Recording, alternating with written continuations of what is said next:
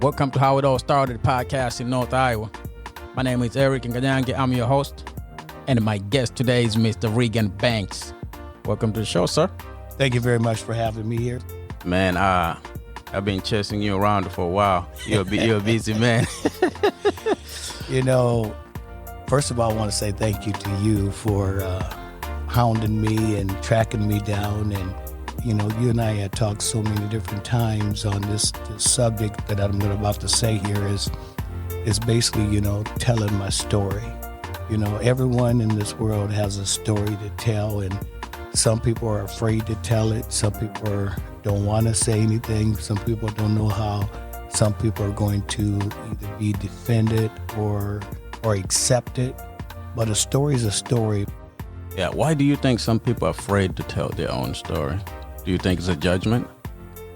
It's either that, or sometimes people are afraid to tell the story for what they even went through. You know, it's like watching a movie. You know, you're kind of frightened of that movie when it gets to the scary part. Oh yeah, you're right about and that. And then when you go out and hear presentations and other stories, you're gonna say, "Man, I went through what that person went through," and then my story is gonna help someone else on the other side, saying, God, I didn't know that I can go through that way. I didn't know I can be fixed. I didn't know that if I just turn my life over to God, you know, He's going to help me. There is a higher power out there that can really fix me, who I can reach out to, because sometimes we don't know who we're reaching out to. That's true. And that's why the storytelling is very important, because you don't know who you're going to reach. No. You know, every time that I went out and spoke, wherever it may be, there's always one or two or three comes up to me at the end and elaborates on my story. And you can tell that audience was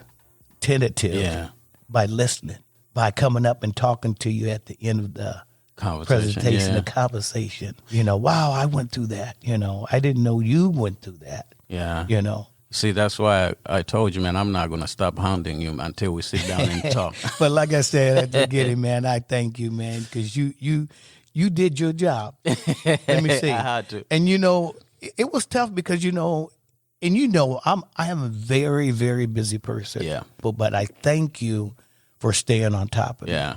But you know the good thing? We're here now. hey, you went right through my mind. We're here right now. We're here right now, right at the youth center, man. The place where you spend most of your time at. Oh man, you know, this is my second home, and oh man, this is a story just itself. Okay, let's get to that. When did God put that in your soul? Like, let me tell you, what do you got to do? I'm gonna start right from the beginning. It was based on when I was in rehab. When I was in rehab in Cherokee for my drug and alcohol treatment back in 87. And everybody's story inside that treatment center kept saying, man, this is my first time. This is my second time. This is my third time. What can I do to help me not come back through these doors again? And I'm thinking, how do I stay sober when I leave here? Because I'm hearing all these people talking about, this is my second time. Some people said this is even my 6th or 7th, 8th time coming through treatment because they can't find what's going to make them sober. And I said, you know what's going to do it for me is kids. If I can get through, I would love to start a youth program. So let me tell you, September 1st, 1988, I moved to Mason City to change my playground and playmates from Sioux City, Iowa. That's where I'm originally from. My treatment center says, hey, Mr. Banks, we have these different type of programs. They're called the halfway house, recovery houses that you can go to. And these are the names that we have a bed opening. They said Mason City, Iowa. I looked at them and said, where the heck is Mason City, Iowa at? Because I live in Sioux City. They said, oh, it's about 4.5 hours east of Sioux City. I said, you know what? Wasn't no hesitation. I said, I'll take it. So I moved here September 1st, 1988, went into the place called the Stuhlin Recovery House. It's like a halfway house. It was 15 beds. And so I went there. You got to go to meetings every day. met all these great people, counselors, talked about how to get a sponsor. Sponsor is someone that you can call day in, day out, someone that you'll have coffee with, someone you can trust, someone you can talk to, someone that you can lay everything on the table without them judging you. And so I have a good sponsor. I still have him today. Oh, wow. After 34 years, Ron McLaughlin, he's still my sponsor today. And we still meet and talk today and have coffee. I thank God for Ron and what he does and how he supports me along with my church and my sponsors there and my North Iowa Youth Center program and everybody around me, my family, my wife and my children, my grandchildren. But when I got here, I did 45 days in treatment and I did 90 days in the Rustulin Recovery House. And then I stayed another 6 months because I didn't know anybody here and I wanted to make sure I had the grip. I had everything down what that 12-step book was telling me and everything that had to come with it to stay sober. And I said, thank God that he brought me here. But, when God brings you out of something, you still have to do all the work. Taking you out of your comfort zone. Oh, man, let me tell you. And I got thinking, my higher power is really moving me with all these people around me. I thank God, my brother, 34 years today, I'm sober. Never had a relapse. If I was going to get where I'm at today, I had to know how do I get there. And it was by the kids kept coming to my mind. So Mason City was looking for a pool manager. And I said, I love swimming. I was in high school. I was a diver and I did a lot of swimming, but a lot of mine was more diving. So I became the pool manager right here in Mason City. And we started doing the DARE program at the pool where we had parties and dances and all kind of fun things with working with Park and Rec and all the lifeguards and the community. And people were just enjoying not just coming swimming, but all these activities at the pool. Got a phone call. Picked up the phone that says, Mr. Banks, this is Mike Julik. I'm the executive director for the Mason City Family YMCA. He says, I hear so much about you working with these young kids. I said, yeah, I just love kids, and that helps me keep me going and keep me thinking positive and staying off drugs and alcohol. And he says, can you set up a time where we can come down and do an interview? What year is this we're talking? We're talking 90? About 1989. Okay, 89. Oh, so that's like I moved just here a year. in September 1st, yeah. 1988. 1989, you get a call. Mike calls me after I'm working with the Mason City Pool. Yeah. So Mike says, well, we're looking for a program to put together. So I didn't take it at that moment because I said, Mike, I'm working on me right now. Let me get myself together and then I will come to you and then start doing some things with you. So years went by. But you knew in your heart you were not ready. I said, I wasn't ready. Yeah. I knew in myself, I just wasn't ready yet. I had to have a job. Mm-hmm. I know that. Mm-hmm. But I wasn't ready to work in that position because I'm still thinking what I wanted to do with this type of program. Yeah. 1998 is when I said, Mike, I'm ready. And Mike's still there. Mike Julik's still there. Oh, so you went back in 1998? 1998. It's years before I did anything. Okay. And if I got a picture right over here on this wall. That's the picture of July 7th of 1998 with 14 kids that I went over to the Y and started a program. But when I went and had an interview again with Mike, this is my second interview after so many years. And he still was waiting on me. Now, all them years, this YMCA could have moved on, could have forgot about the program. They could have said, no, Regan, I'm sorry, we already found someone over these years. Now, remember, this is 1989. Yeah. This is 1998 when I approached him that I'm ready. And he was still waiting. He was still waiting. You see how God works? Wow. Mike sat me down and he said, Regan, I want to tell you, it's not a paid staff. And I looked back at him. I said, it's not paid. He said, no, this is all volunteer. Did you hear me? It's not paid staff. It's all volunteer. You got a call. You got a call from God. But you know you got to throw that but in there. Yeah. But I said, Mike, I'm not sure if I can do it for free. So I said, let me go home and talk to my wife. Yeah. And let me pray about it. Let me talk to my wife. Talking about testing. Yeah, let me tell you, the testimony starts right now. Praise the next brother. day, I said, Mike, it's me. You got me. I'm going to volunteer. Now, remember, this is 1998. I said, let's start the program. We're going to call it YMCA Teen Leadership. We're going to start it on July 7th of 1998. We're going to put it out there. We're going to have a short meeting and find out what these kids want in Mason City and the surrounding areas. There's 9 counties in the area here. We'll send it out to all 9 counties. We'll see what we get on July 7th. 14 kids showed up. Teen Leadership, these are 13 and older. 14 kids showed up.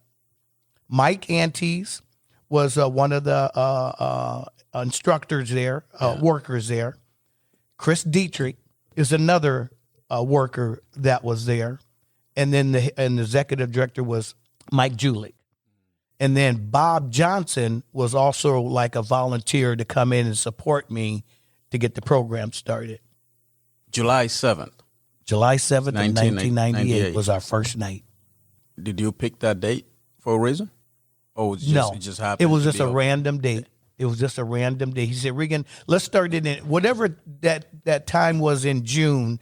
Let's go ahead and give 2 weeks and get it out in the community, get it on the radio, get it in the paper, get the information out there that we're going to have teen leadership meeting for the kids 13 to 16 on July 7th of 1998 at the YMCA. And then we're going to ask them what they like to see and what they want for this type of program. Now, remember, I'm not sure what I'm doing. When I got out of treatment, I wanted to work on me, so I worked on me for so many years, and now I'm with the YMCA volunteering. That's my first time volunteering. Because normally when I volunteer, I always got my hand out when I got done working. Where's my pay?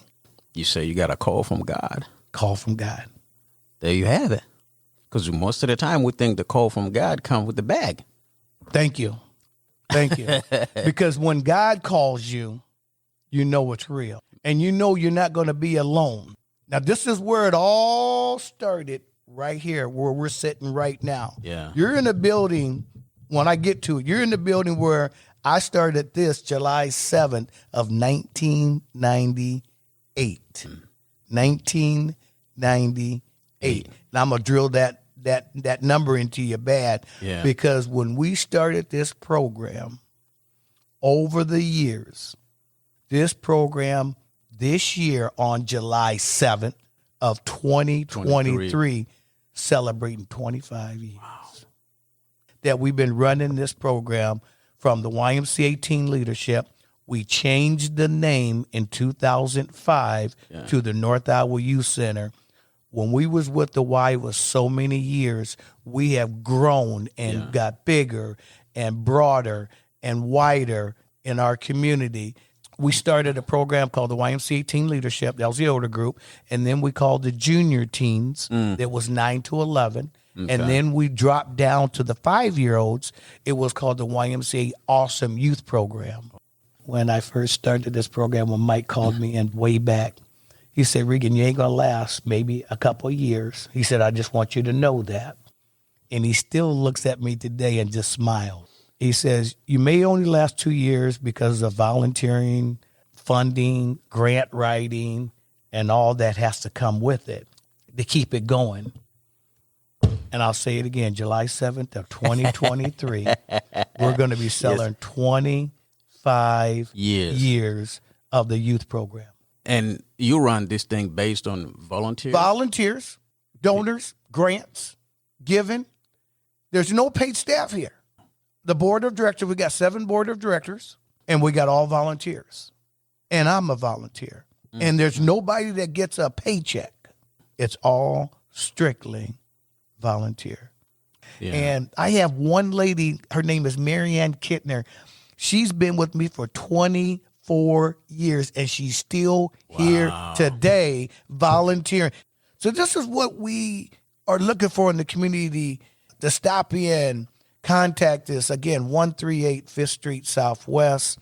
You can contact us by phone, 641-420-6609, or check us out on our website, www.niucenter.com.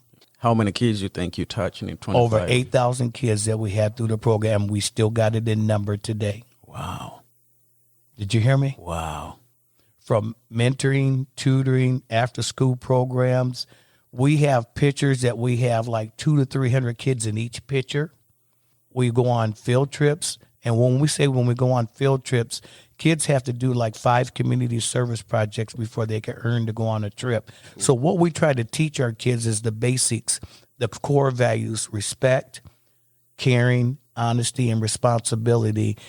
Through those many kids that came in your program, you also lost quite a few of them. Yeah, that was a lot of tragedy. And the most recent one was your 4 kids. Four brothers, 12, 10, 6, and 3.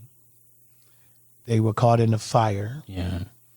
And Dad tried to save them. He saved the oldest daughter, got out, and it just less than a year. And I ended up officiating the memorial funeral for the boys at Lincoln Elementary School for the family, because they were part of the North Iowa Youth Center. And thoughts and prayers will always be lifted up for the Malheur family, Malheur, and prayers for the boys that are now in heaven. Yeah. They had so much joy, and like I said, I seen so many smiles and laughter. These boys had so much fun here, playing air hockey, carpet pool, playing games, Xbox, just having a good time and have fun here at the youth center. And then we had a few other ones that we lost from car accidents or suicide, and we try to remember them by having their name or picture up on the wall. And remember all the kids that belong to our program. So we just try to keep their memory alive here at the youth center. How do you deal with that? Because you're getting close to these kids. Yeah. It's almost like you're losing your own child. Oh, yeah. Oh, yes. Yes. Because you've seen them here weekly basis. Weekly. And Weekly. you have that connection with them. You know, when you are a child of God, I never want to say, and it doesn't never ever say in the Bible, it gets easy, but it helps you deal with it a little bit better. I can use that word, a little bit better. It helps you because God gives you that why that we don't understand. And lots of times when we beat ourselves up or we get mad at God, you still got to keep praying and ask God, tell us why these things happen to good people, or why does this thing happen this way? Why did it happen to them 4 boys? You know, why did it happen to one of the suicide young lady that was in our program? Why did it happen suicide to one of the boys in our program? And why do things happen, period? And God gives you all them answers when you read the Bible. He tells you why. And it is something that when you get close to him, you'll understand how he helps you through it and grieve and get you through the grievance. You got to lean on people. You can't do it yourself. You got to have someone that you can lean on. How do you have that conversation with the other kids that are left behind? How is that conversation the next day or the next week? You know, you try to sit down, and that's why we teach them the core values: respect, caring, honesty, and responsibility. You try to teach them to understand the responsibility of what we need to do to help each other. Honesty is trying to tell them the truth, what truly happened. And we all have a place in heaven. And God has angels among us, and we try to teach them now them are the ones that watch over us when we're out and about doing things. And they're still laughing with us. They're still smiling with us. They're here with us in spirit, just not in person. Let's go back a little bit, because I know we're going to keep coming back to to this place. You have That's powerful, man. Yeah. You were born and raised in Sioux City. Mm-hmm. You and I were talking a little bit last week about your father. Your father died in a car accident when you were 5? Yes. Talk to me about your father and your mother growing up. Oh, let me tell you, my mom was like a rose. How did they meet? My dad and my mom met in Sioux City, Iowa, where I was born. I have 2 older brothers, 1 sister, and I'm the baby in the family. And my mom is Regan Banks, and bless her soul in heaven. I was born October 26, 1959, and my dad died, I believe it was, I was born in 59. He died around 1963, it was, or 1960, isn't 1963, 4, 65. My mom and my dad met, she was married twice. And then me and my sister were born by my dad. And my dad had, 5 other sisters I have and 3 other brothers. So he had a family. Then when he was there, he had 2 kids with my mom. When we lived in Sioux City, Omaha, Nebraska was about an hour and a half from where we lived.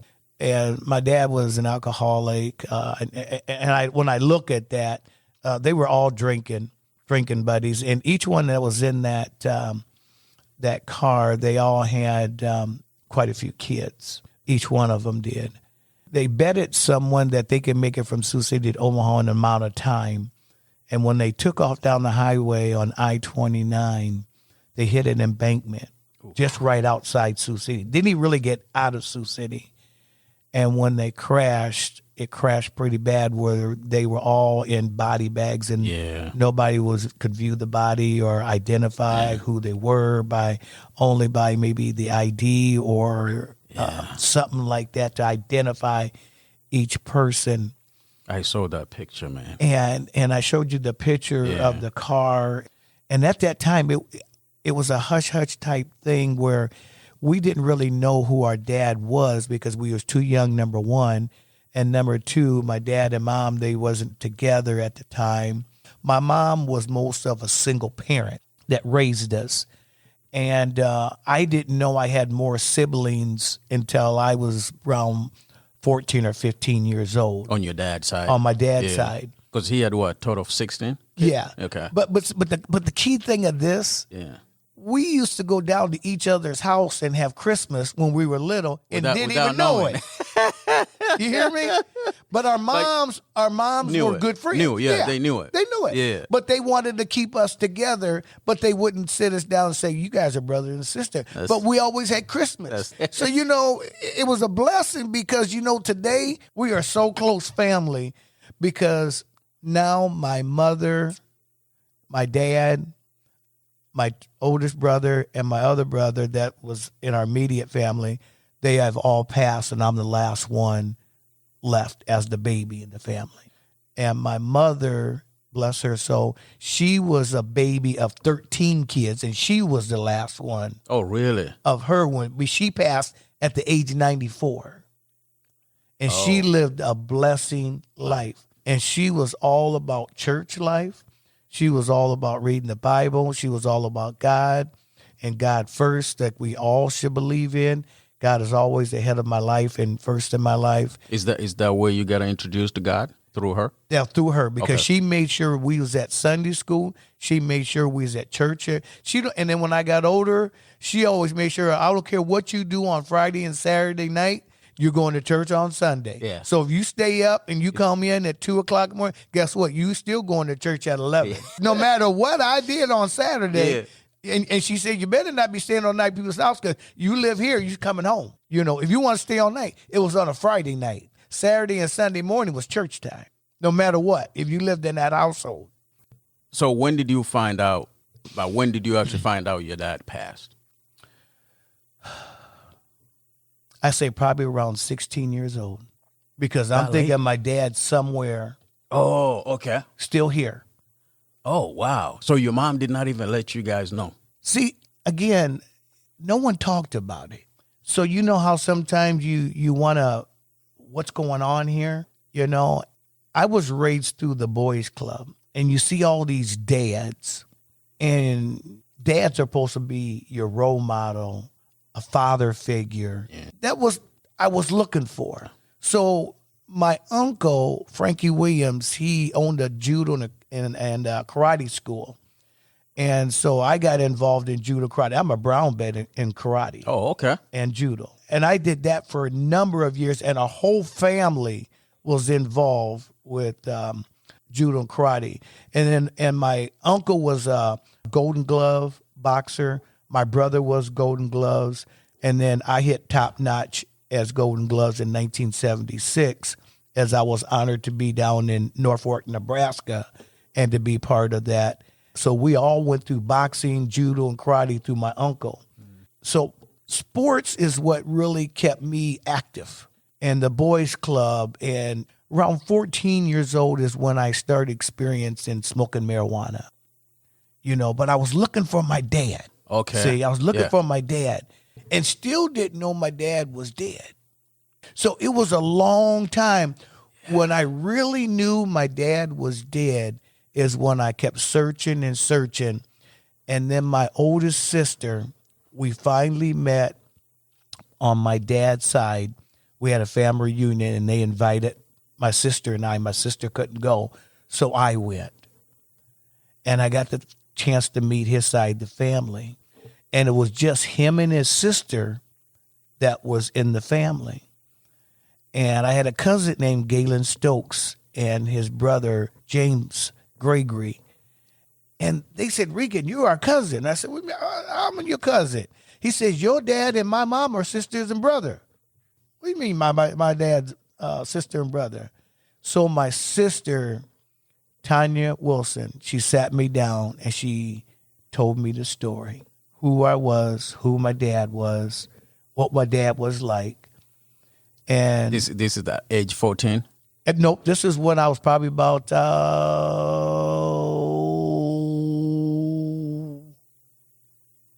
going to say 22. Oh, wow. After sit down. Okay. After all these years, I'm still looking for him. Okay. I'm thinking he's alive. Oh, gosh. I'm thinking my dad's alive. So when he died and when I was 5, I'm still thinking my dad's there. I'm thinking my dad's living in another state. He just didn't want to come back. But remember I told you earlier, we would have Christmas with the family down the street. That was my brother and sister. You did not even know your siblings. No. Until we were around 16 or 17. But we still never had sat down. Yeah. What happened to your dad? Yeah. Because they didn't really know either. And we're still looking for who our dad is. And then when we went to the reunion and we're meeting all these people and we all got to sit down in a room and we got the story. You know, about our dad dying, the truth of the dying, who he was, why everything was hush-hush, you know. So you at the reunion, you guys sitting down, and then you get the story for the first time. Yeah, we get it for the first 22. time. Yeah, about around 22, and you know, and it was a good story because you know when you got something like that, you got thousands of questions, and you always want the word WHY. Why? Yeah. You know, first of all, you want to know who he was and what was he about, and you know, they always say, Regan, you were just like your dad. You know, because I was always a fighter. You know, you just like your dad. And then when I look at all my brothers and sisters today, we all look alike.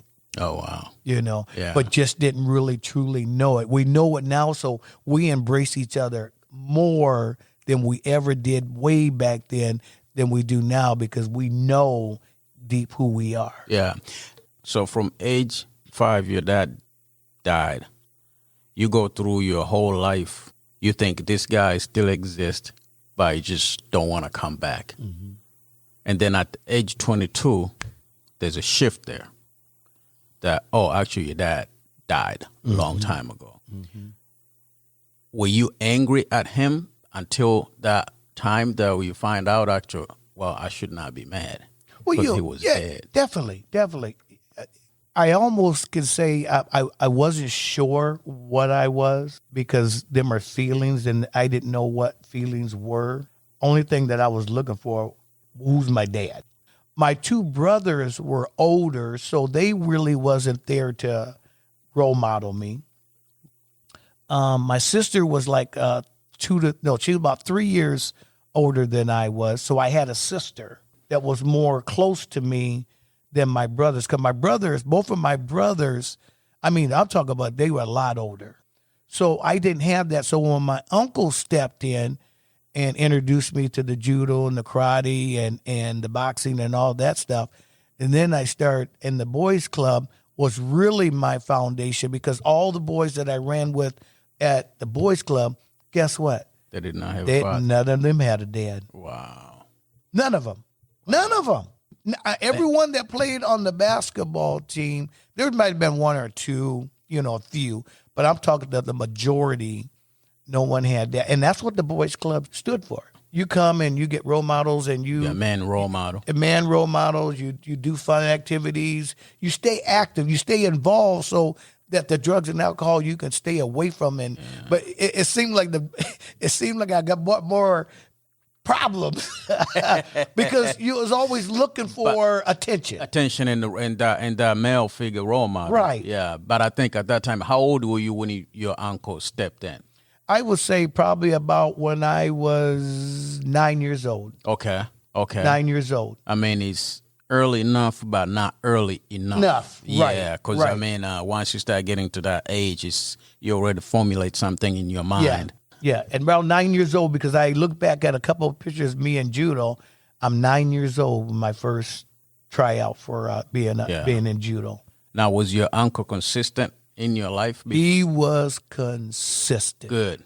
Every Tuesday and Thursday, he picked me up for judo and karate.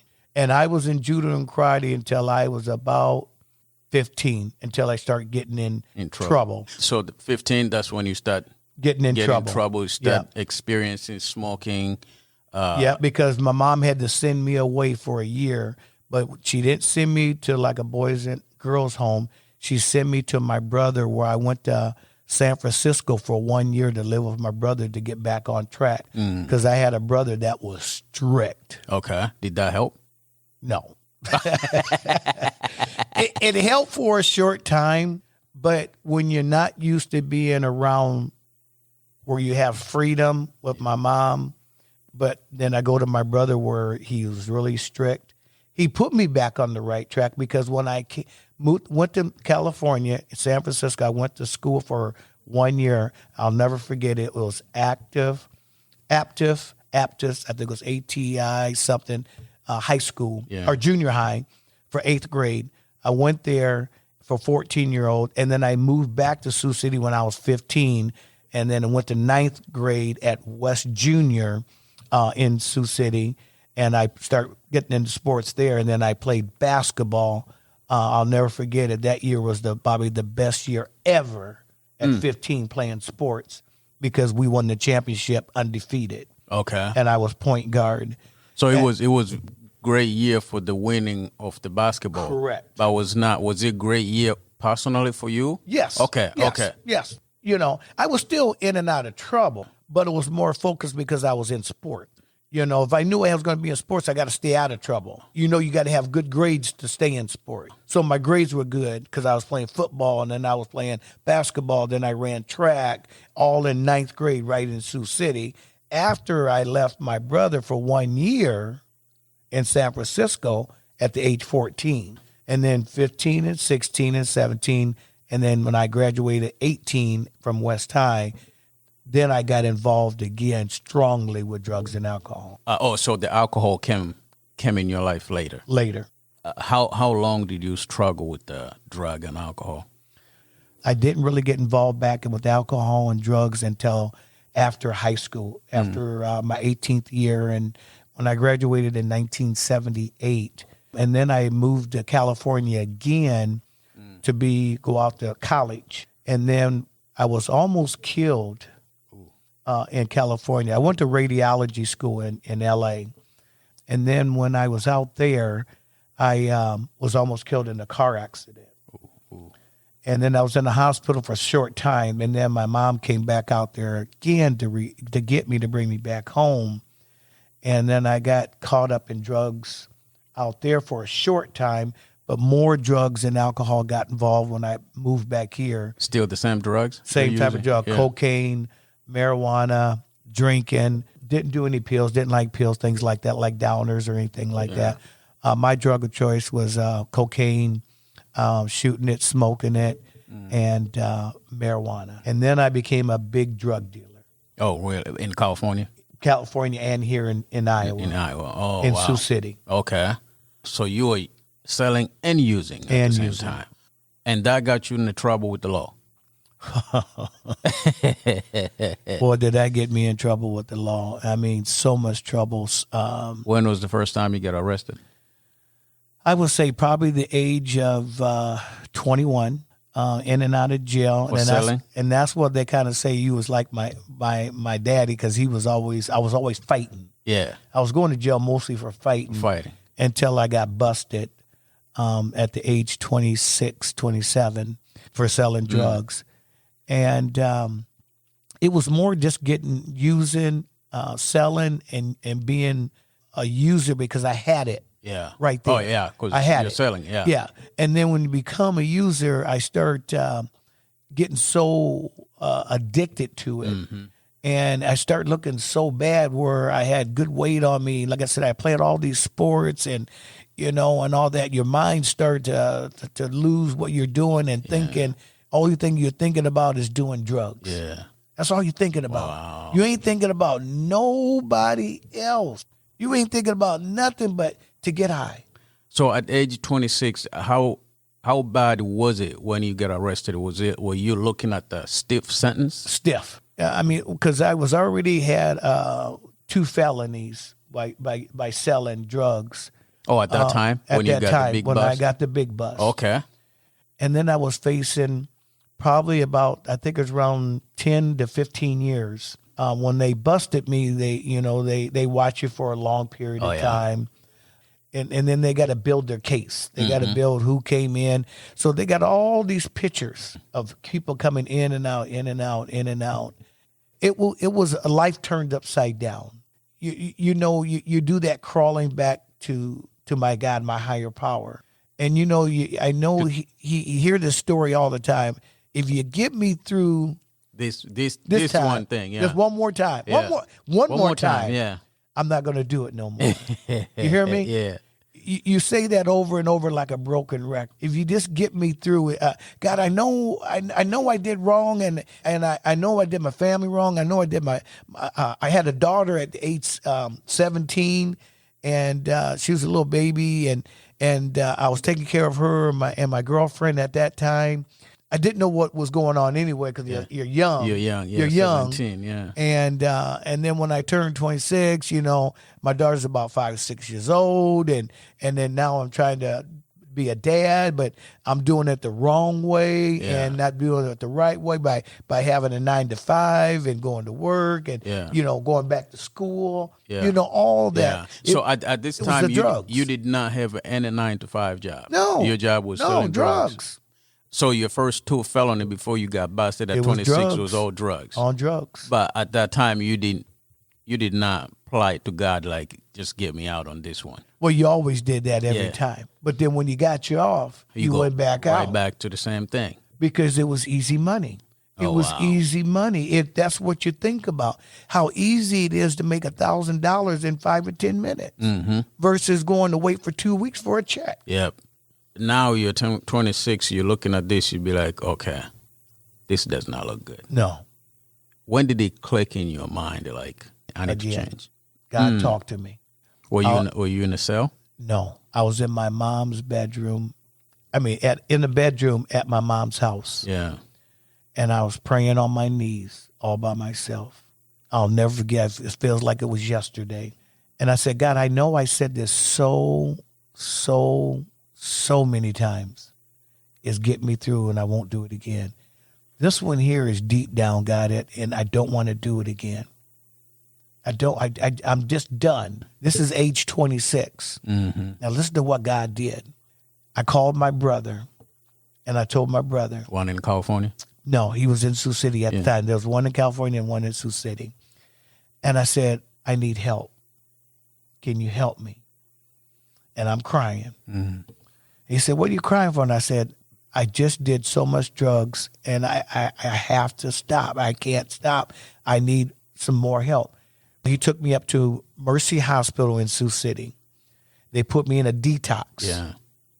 Mercy Hospital, him and my brother, they called Cherokee, Iowa, where the treatment center was, and they says, well, we don't have a bed for until about 15 days or so after that. He says, well, keep Regan here for them 15 days until they have the bed open. Because if they'd have let me out, you go back. Oh man, Yeah, I'd have been go dead. back to at this point. At this time, when all this going on, do you still have a pending case? Yes, it's waiting for you. Okay. Yeah, that's the good part. Oh, okay. That's the good part. Still pending. Okay. My brother took me up to the Mercy Hospital. They waited 15 days, so I got a bed to get into Cherokee. They took me up there after 15 days, did my 45 days, and then I did another, I think, 90 days until I could get into another treatment in Sioux City. And then I stayed in that one for about a year and a half. September 1st come around, 1988. Come into Mason City. There I come to Mason City. Drug charge still pending. In Sioux City. Because I'm going through all these treatments. So they're allowing me to go through all these treatments to stop me to go to court. 1989, they called me to come to court. July 7th of 1989, it's time to go to court for these charges that happened in 85, 86, and back. Okay? July 7th? November 7th. Thank you for catching that. November 7th, come around. I go to court, and I'm praying again to God. Help me. Because I'm going to go do time. My lawyer said, you're going to do some time. At this time, how long you been clean? A year? 2 years? About a year. Okay. About a year. Remember, I'm already in the Stooling house here. Okay. Was that the longest you ever been clean? That was the longest. Oh, wow. Walking in the courtroom. And I already know that I'm doing time because the lawyer already told me, you already got 2 felonies. You got a drug charge. So he's going to give you some time out of this 15 years. You may do 5 years or 3 years or 18 months or whatever. This is the 3rd felony here. This is my 3rd felony. So mentally, you already prepared. I'm already prepared, took my clothes, took everything with me. My mom's, everybody's there in the courtroom. The judge, Michael S. Walsh. Is that the guy on the wall That's there? the guy on the wall back there. The chief judge. Not just a judge. He was the chief judge of Woodbury County in Sioux City. So my lawyer and the prosecutor attorney, they're going back and forth to negotiate. And they're saying, we like to have a suspended sentence and placed on probation. Prosecutor attorney says, the state is asking for 8 years, 5 years max, and then out on parole for maybe supervised probation 2 to 3 years. So they're asking for time. For time. We're asking for a suspended sentence and probation. And my judge says, well, the state's probably going to get what they're asking for. And he said, do you want to do a plea bargain? I said, oh, no, I can't. I said, no, I want to go ahead and let it all plan out. Let me tell you, God was in there. The judge, he goes back in his chamber. I say rough 20 minutes, no longer than 20 minutes. He's back there negotiating. With the lawyers? Yeah. No, we didn't have like a jury. I took the judge to make the decision. So you have 2 options. You have a jury, a 12-man jury, to decide your case.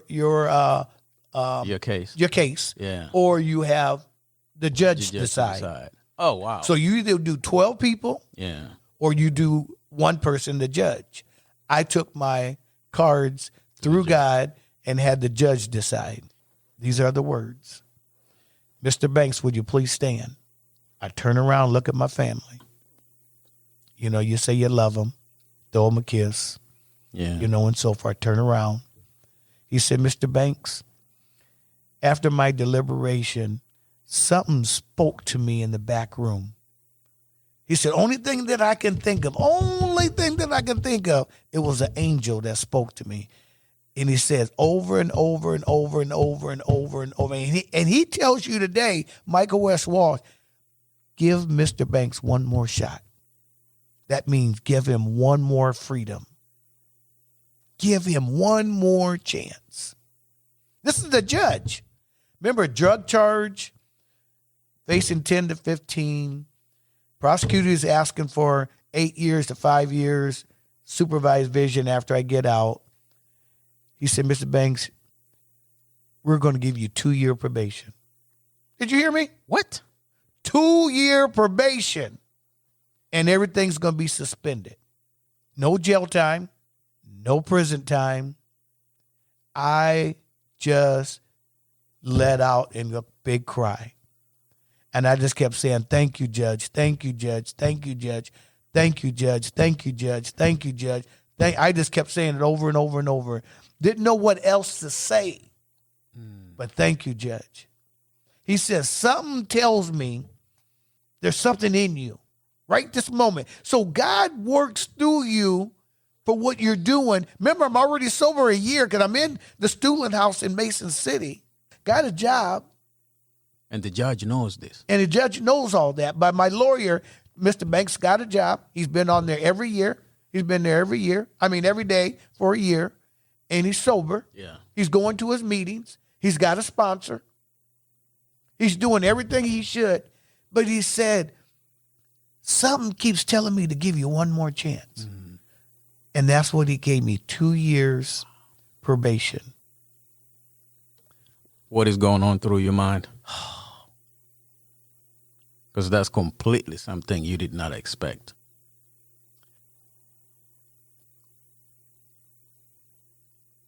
I'm speechless right now because that's how I was when, after saying, thank you, Judge, thank you, Judge, thank you, Judge, I was speechless and I just didn't know what more to say, but thank you, Judge, thank you, Judge. I mean, I couldn't even talk.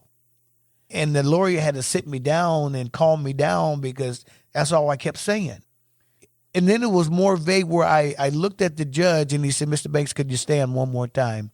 And I stood up. I was about to say you probably couldn't get up. No, it was like a heavy weight on me. But then the weight was taken off. Something was just lifted up off my shoulders, and it just seemed like I could fly because it was so lifted up. It was so much heaviness, and with the heartache and the pain that I had that I'm ready to leave everybody. But you know, it was something I had to deal with because it was something I did wrong. Yeah. So that's why I said I was ready because I knew doing drugs and selling drugs was wrong. I knew that. Yeah. So if I had to do it, it was like, you know, don't do the crime if you can't do the time. Yep. Mm-hmm. You know, so I knew if I did it, I had to go do that time. But when that judge gave me everything suspended, he says, I don't want to see you back in my court or any courtroom, any court. He said, you don't want to hear any courtroom again. Wow. Never been in a courtroom again today since November 7th of 1989. 89. And that judge is a good friend of yours today. Today, he is now a sponsor of the North Iowa Youth Center, him and his wife. Man. Mary Walsh and Michael Walsh. And I think that's what a lot of judges want to see when they give people a second chance. You know, when you get a second chance, it's not the word saying pick it up and run with it. Make sure you have a higher power to guide you through, because it's not easy. Because it's still your mind triggers. You still have to focus on how you're still going to stay sober. And like I said, me staying sober was working with kids. And I knew when I got sober and I got myself together where I can walk the walk and talk the talk, I knew I was going to be in a place like this working with kids, but just had to wait till I was ready. Yeah. When the guy called you from the YMCA, what year was that? It was probably around 1988 is when I moved here. So I would say probably around 89 when he called me the first time. Was But this I didn't go back until 98. Yeah. Was this after your decision on the court was made, No. or no before that? It was before that. Oh, okay. Before that. So was part of that for you? Was it part of that? It's like, listen, in your mind, you go like, I got this other stuff I need to. That's what I said. First. That's what I said. I need to take care of myself. There was so much heavy, but I had to have a job because I was moved here, didn't have a place to go. I didn't have a place to stay. Moving here, we're changing my playground and playmates. So when I moved in the Stooling House, that's a place where it's only a 90-day program. They allowed me to stay longer because I didn't know anybody here. Yeah. And I met my wife here. And then we got married in 89, October 28th, 89, because that helped my case as well. Oh, wow. I was about to say that. You see what I'm saying? Yeah. We got married in 89, October 28th. So I've been married with my wife 33 years, and I've been sober 34 years. Wow. Because as long as I've been sober, I had a job. Mm-hmm. Now I'm married. Now I have a little family. I was building up what I needed to do. So I had Mike to hold off because I'm building my case too, to get myself together, because when I go to court, I got all this going good for me. You know, I'm sober, got a job, I found a good woman, she's sober. When I go to court in 89 in November, I got all this positive going for me. So I'm telling Mike, I got to focus on me right now. I couldn't take another position. After I returned back to Mason City, now I knew I can focus on working with kids. And then I approached him, and then I got to him and said, now I'm ready. So 1988, 1989, you met your wife, you get married. When you met her, did she know everything about your past? No. No, she did not. No. Do you think she will be scared? No, because she knows all of it. At that time, when you met? No, I'll talk about later in life. Oh, yeah. She knew all about it. But when you met, were you a little bit scared? To be like, okay, she's the good woman. Again, you say how is she going to judge me, or is she going to take a step back, or is she going to say you got too much baggage, or you got too much for me to be carrying with you, the debt, the drugs, the gang life, all this stuff that you're going to be carrying. It's going to fall on her because she's my wife. Your debt, that's now my debt. Mm-hmm. So you have this weight on your shoulder. Oh yeah, I had so much weight because remember I had that case holding on to me. You know, where you couldn't hardly. It was like an anchor holding me down. So she knew there's a chance you might do time. Right. And I don't know how much time. And she was willing to go through that. Willing to go through it. Wow. Because God gave me a Christian woman. Now, she's already in church deeply. Because when I met her, she was a cosmetologist at La James Beauty Shop. I needed a haircut. So when I went in and asked for someone to give me a haircut, they pointed to Annette Stefani. At that time was Annette Stefani. They said, Annette, we got this gentleman over here wants a haircut. Her and I would start talking while I'm getting a haircut, and I asked her about Christian life and about music. So she gave me a couple of cassette tapes. Yeah. You hear me? Did you hear the word? Cassette tapes. I'm sure your kids are youth center. I don't know nothing about that. Cassette tapes for Christian music. And do you remember what it was? No, I don't. Okay. I really don't. It was because I was so excited to talk to her. Yeah. But I knew it was music that was going to go me in the right direction. Yeah. You know? Yeah. And she said, well, I got a couple of tapes I want you to listen to. And so I got the tapes, and we got to talking, and we went out to eat. 6 months later, we married. You knew she was it. Yes. You knew she was it. I knew she was it. God put me in a spot where he wanted her and me to be together, and that was my wife, and I was her husband. When did you start getting comfortable? You start peeling the onion back like, hey, this is my past. Well, we talked a lot before we got married, with my case, what I've been through. And again, that's just a little bit appealing. Yeah. Just a little bit appealing. Because, sometimes you just don't want to peel it all out. And she's going to be overwhelmed. Yeah, I'm going to dump all this water out. And then next thing you know, I'm done. Or she's going to say, that's way. Yep. So it was just gradually, during a conversation, what I went through. Because I wanted to make sure she understood what she was getting into. Mm-hmm. Most of the things that we kept saying to each other were not perfect. The good thing about it was she was getting sober just like I was, and knowing that we all have a story, and especially when you go through drugs and alcohol, you always have a big baggage behind. She had some, I had some. Oh, really? Yeah. So we knew we had a huge baggage on both, but mine was more bigger, and we've been married 33 years. Congratulations. Thank you. Yeah. How deep were you in the gang life? Because that one is hard to get out. Gang life was something that you don't tell who you were with. Let me put it this way. It's easy to get in, but hard to get out. Because what happens is a lot of people don't understand is all the things that we did and who did what and all the things that you carry. Yeah. You almost got to carry that to the grave with you. Yeah.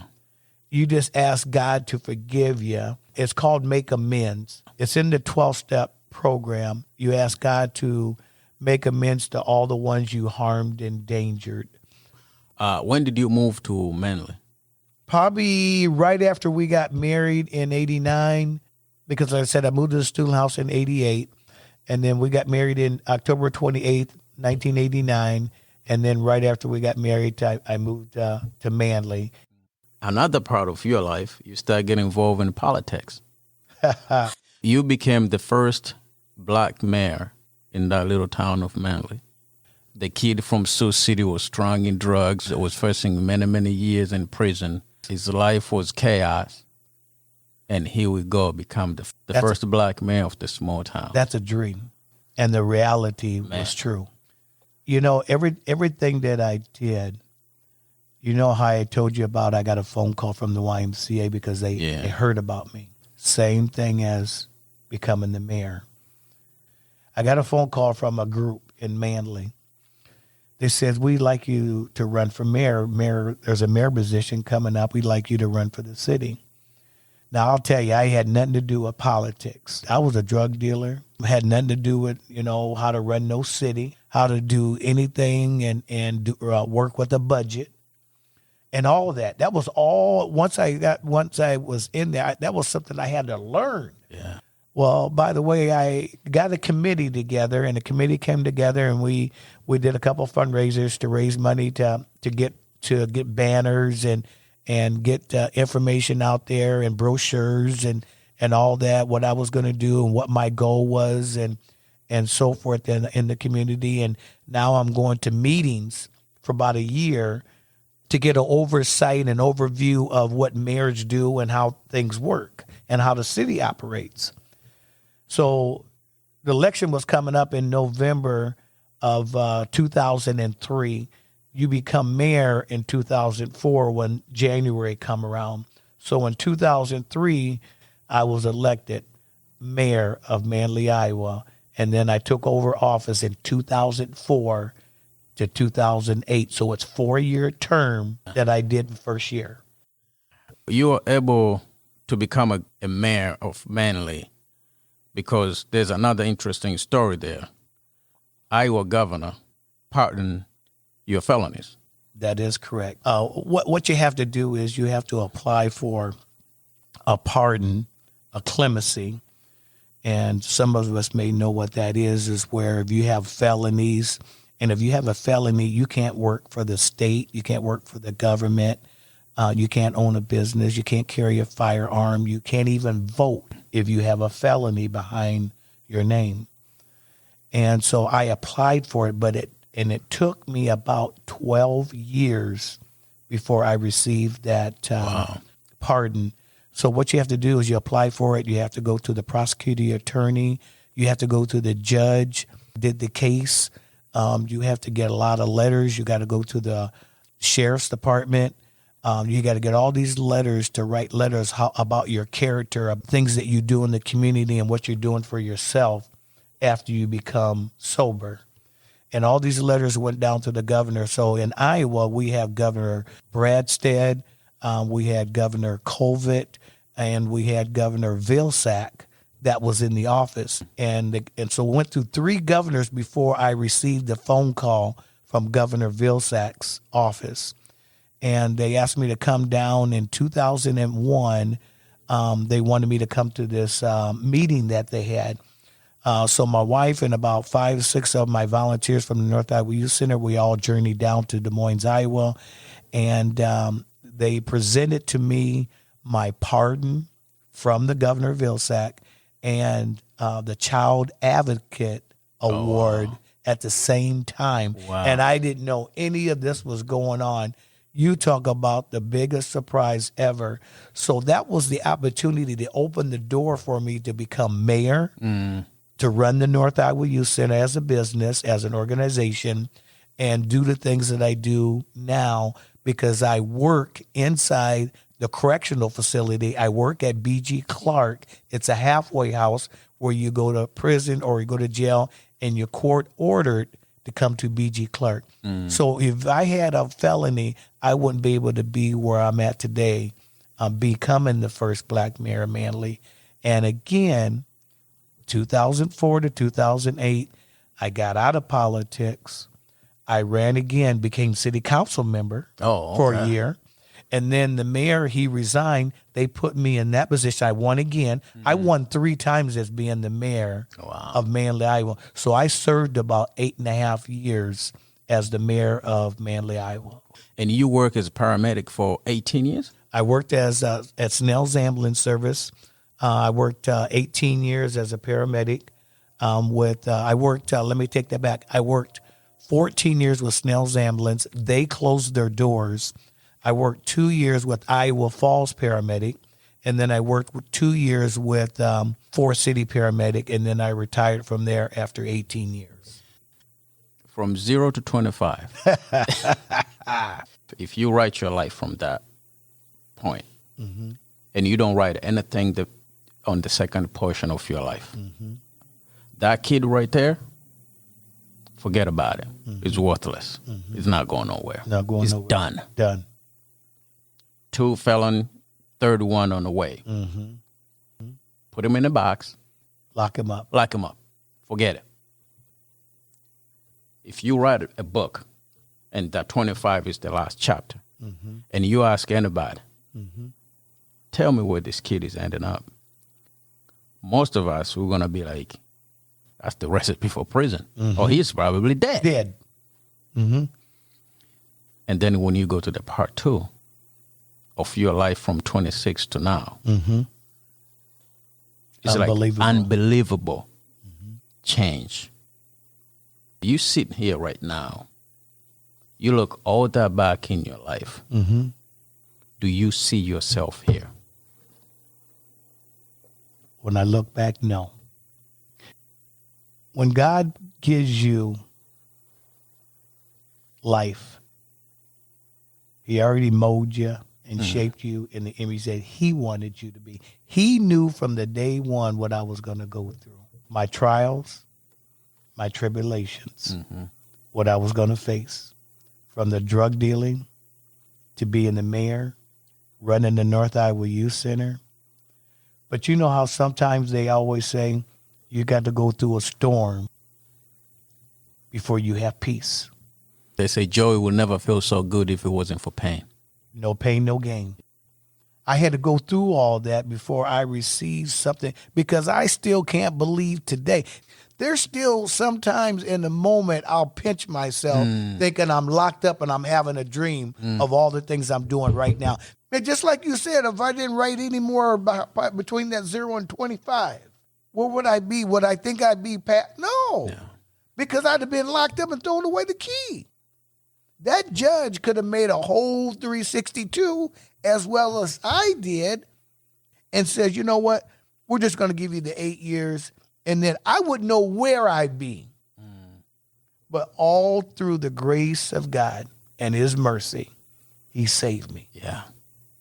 He saved a wretch like me. I once was lost. Now you're found. But now I'm found. Man, it's the powerful message to our young people who think their life is worthless because of maybe one or two things they have hanging on their shoulder. Mm-hmm. Your life is testimony to them. Mm-hmm. I had a magician here the other night, Levy the Great, Troy Levenhagen. And one of the things that he told the kids after he got done, he says, I want you to go home and tell your parents you love them. Tell the parents you love them. Because every one of you one day is going to be a president. One of you is going to be a police officer. One of you is going to be a firefighter. One of you is going to be a lawyer. One of you is going to be a doctor. One of you is going to be a veterinarian. He's pointing at every kid every one of you got something that you're going to be, that you don't know what you want to be right now. You have a dream that you want to be, but until you get older, never give up and never quit. Yeah. What you dream and what you want to be and where you want to go.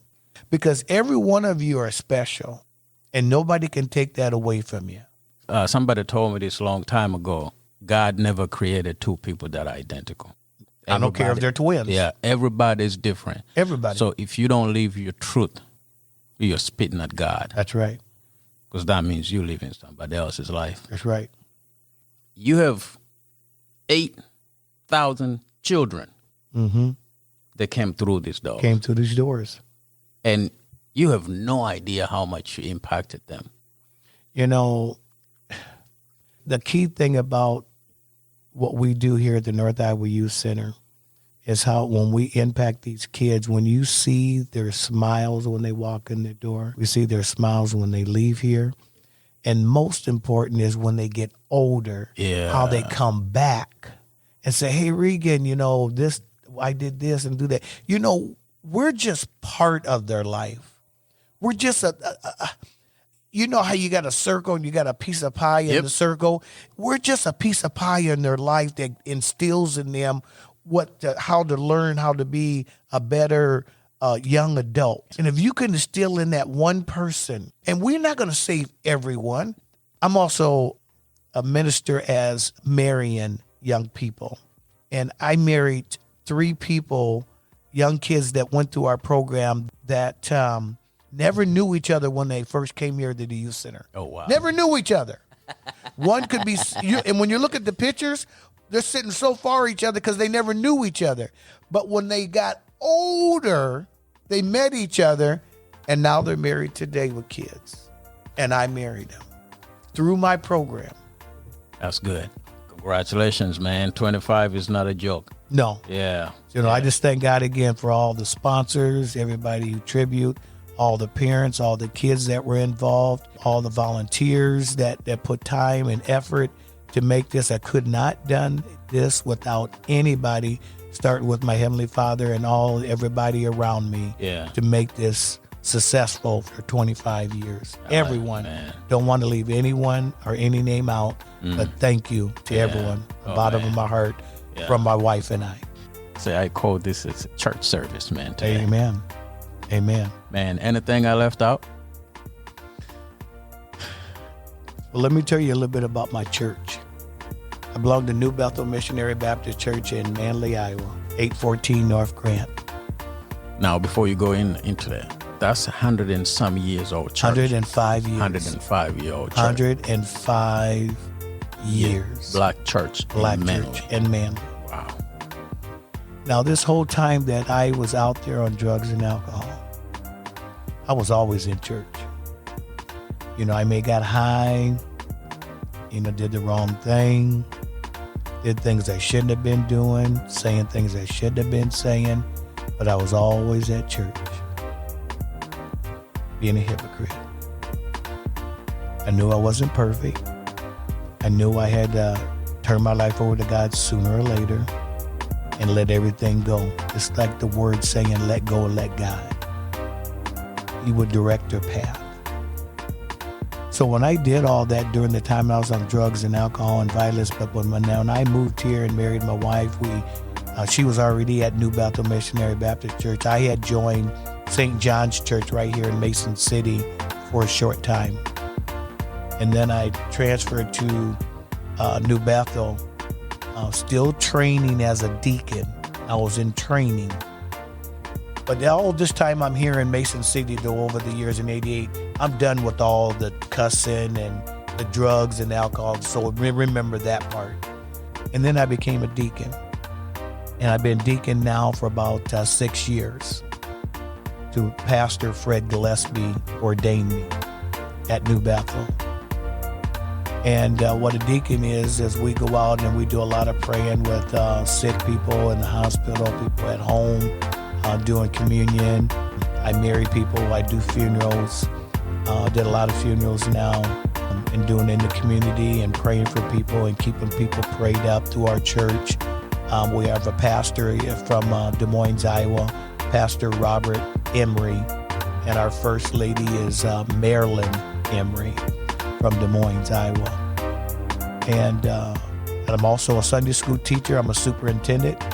And what I have done and what I went through and what I do today through my program and through our church, I thank God and I give him all the glory and honor for strengthening me, helping me, guiding me, teaching me how to give that love to help other people, to leave a smile behind. Amen. Man, we're going to end on that note. Thank you very much for your time. Thank you. I appreciate it, man. God bless you.